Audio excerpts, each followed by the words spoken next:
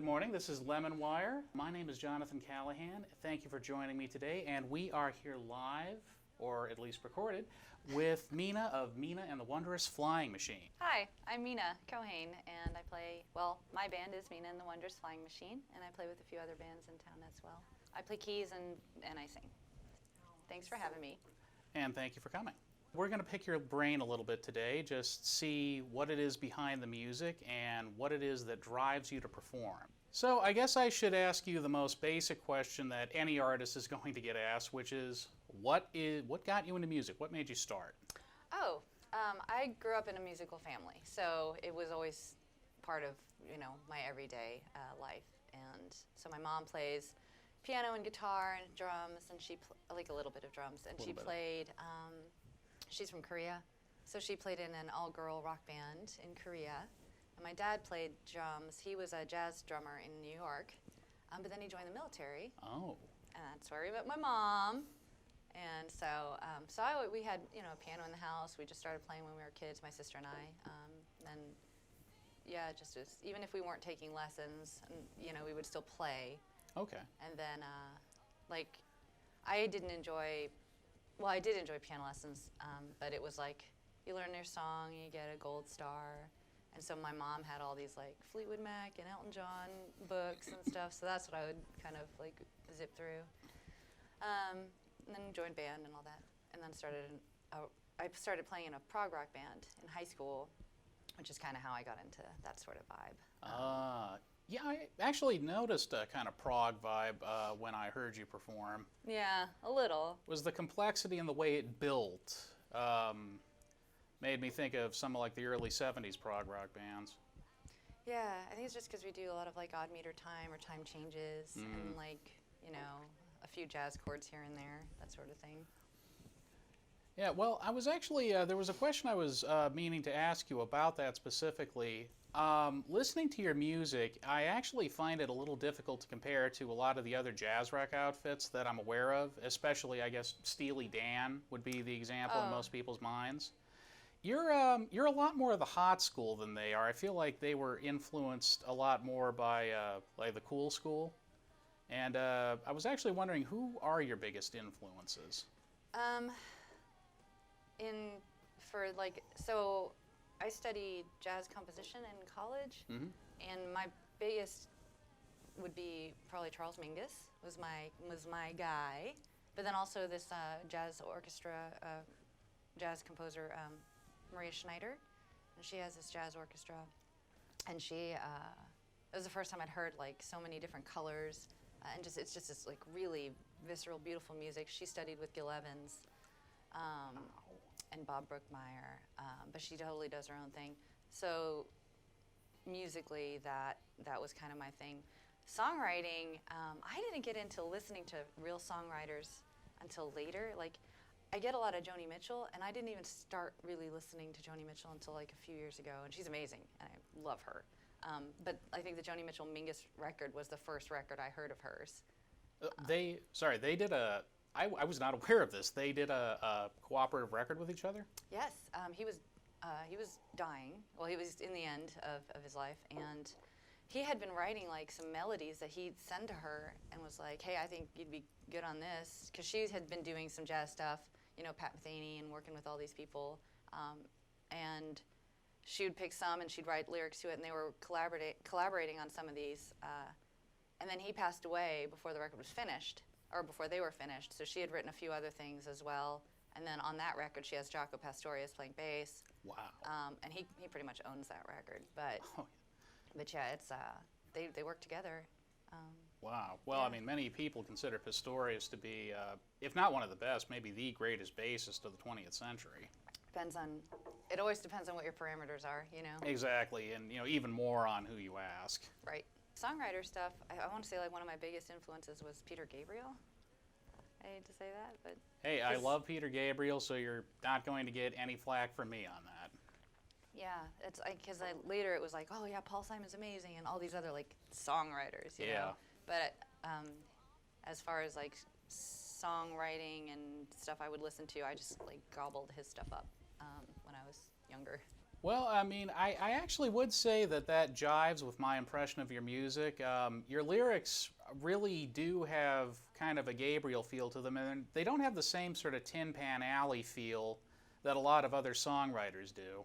Huh. I feel like just because of how many of their songwriters went on to be such influential artists Right. that yeah, Yeah, exactly. I know. You're right. Yeah, for sure. Yeah, lyrics are really hard. I struggled with that. That's why for a long time I only wrote instrumental music because I was just, I was that guy that was like, no, these are all stupid. No, these are stupid too, and just threw them all away. Oh yeah, I've tried to write lyrics myself, and I write them. I think, oh, that's good. Then I read them again, and I'm like, I can't show these to anybody. But then you do, and then you realize like, oh, it's not that bad, Yeah, Someone gets it. somebody. Somebody out there gets it. Well, I mean, So- that's how Patti Smith. That's how she got started. One day, a friend of hers just read the poetry she was writing, and said, "Hey, Patti, have you ever thought about maybe publishing this?" She was like, "No, never." Well, think about it. That I've noticed that fear and self-doubt are not like a predominant theme in your lyrics, but they're very much present. And I guess, would you like to talk about that a little bit? Sure, they actually are quite a bit. It's something that I think a lot of, not just musicians, but people struggle with. I think going through music school, especially at Berkeley, there was a lot of like huge egos and putting people down. There was a lot of other too, but Yeah. and then you start going through the process of like auditioning and people just like criticizing you and shredding you apart. Like they tear you apart every little thing that you do, and after a while you're just sort of like, oh my gosh, I'm awful. Like why do I even do this? I actually had performance anxiety for like 10 years. I've still been like I'm a lot better now, but when I first moved to Indiana, like if I would perform, I would shake very badly, and I'd have to like hold on to something, or like if I was playing piano, my leg would shake. Wow. And so it's like this constant like having to work on that and still doing it, like being afraid to do things, and then just dealing with people. They're always going to, there are critics. That's what they do. That's their entire job, is to criticize you. And so you have to just like learn how to not wrap your entire self-worth, and then whether or not you're going to start shifting your artistry to cater towards what people will like more and that sort of thing. Yeah, I think that's a huge part of my journey, and so it's present in my lyrics, and still, like I said, still like doing things. Like, yeah, I'm afraid to do this, or like, yeah, someone told me this, but screw you, I'm gonna do this anyway because that's who I am. So, and then just like finding your own identity and finding your own voice and all of that. It's a pretty big journey, I think. What you said about having every little thing you do shredded apart just makes me think of putting like my fiction through workshops. Yeah. And they do not hold back on the criticism, I'll say Correct. that. Yeah, and critics, I mean, and teachers and educators, when they do that, they are now trained to a point where it's like they may even miss like the whole idea of it or the beauty of whatever it is, and they're just like looking at all the little things. These are all the things that are wrong, immediately. It's immediately wrong. It's never like, oh, here are the good things first. But, and that's just how they're trained. And that's, but unfortunately, we're the recipients of that. So it's like, dang it. It's a lot of the technical points, although I feel like from a musical perspective, actually, sorry for the rapid subject change, that your music actually is pretty technical in a lot of ways. It is. It's a weird, it is technical, but it's not necessarily, so I know there's a lot of like math rock, and there's a lot of like if you take something like Rush, it feels to me like, okay, they set out to do these sorts of things. And my band and I, it's funny, like I'll start writing a song, and then I'll record it, my little home demo, and then I'll backtrack and start like figuring out what was I doing, and that's when you're like, oh, okay, I had like 2 bars of 6 here, and then I had like, oh, I put this in 7. It's not, you don't walk in and going, I think I'm going to do some weird odd meter time, and then you just start. So it's like a weird mix of like organic and also, technical stuff. Exactly. Yeah. So. Yeah. Well, I didn't mean to say that your music was all technical. No. I don't mind it being. I feel like it's funny because like I was just recording. I posted a recording studio, and I recorded with Paul Mahern years ago with a Tigers record, and Wow. and something that that gets popped up a lot is just sort of like, especially people who are excellent producers, and they're producing like really great songs that are accessible to, because they're good songs. Yeah. And they'll, it'll be like, well, there's just so much going on here, or, oh, you sure do make it hard on yourself, and that sort of thing. I was like, yeah, but it's what I want to hear, and it's what I'm writing, and I'm okay with that. Like, I know I'm never going to be on the radio or ever, like, blow up big, but I'm very happy writing the music that I'm writing because there's already somebody who's writing the 4 to 6 chord song, or, there's somebody else already doing that, and they're doing that very well. Oh, yeah.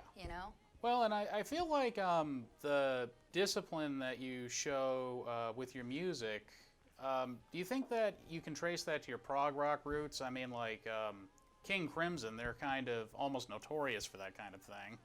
Probably, yeah. Like when I was in high school, I was on drumline in the marching band, and so we would have to do a lot of odd meter time warm-ups and stuff. And then the prog rock band, we would cover Rush or Dream Theater, stuff like that. And, I mean, we wrote our own songs as well. Well, yeah. Well, actually, the guitarist was really the main songwriter. And he was all about that, Eric Johnson, Yngwie Malmsteen, Steve Vai, all that. He was just like, that was his thing. But then it became like, when you start learning those songs from the inside, you're like, oh, there's a lot of cool stuff going on here. And yeah, so I did probably definitely influence it, because it became kind of a normal part of your vocabulary. Definitely.